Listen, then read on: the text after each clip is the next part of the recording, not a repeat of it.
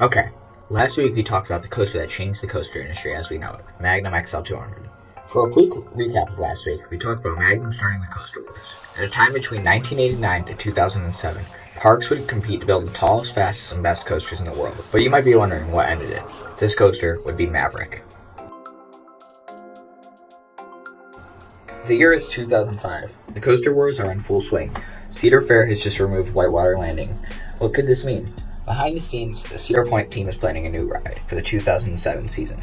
There are two plans in place. The first idea, a B&M floorless coaster. That would have been at least 200 feet tall and would have been similar to Kraken at SeaWorld. This ride would have been the safer option, and Cedar Fair was heavily leaning towards this option because of the company's great reliability in the past.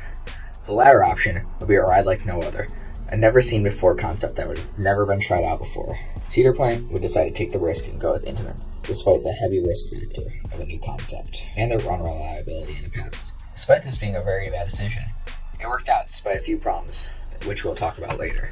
On September 6, 2006, Cedar Point would announce Maverick, a first-of-its-kind LSM-launched Intamin Blitz coaster. During a time where rides were mainly focused on height and speed, Maverick would instead focus on intensity, quick turns, and snappy transitions.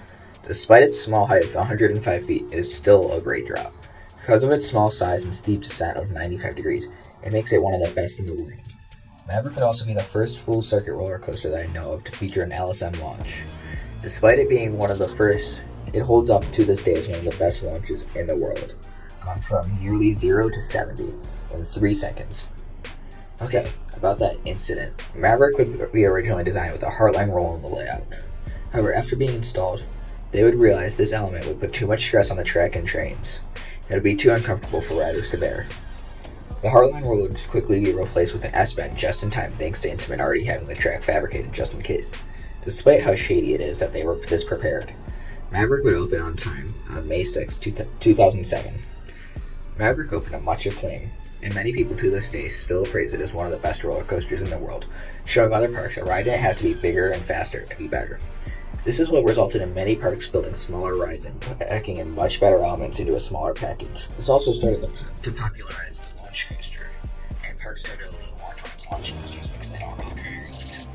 Thanks to Maverick, we now have some of the best coasters in the world, such as Velocicoaster, and ended the days of building bigger and better and ended the coaster wars for good.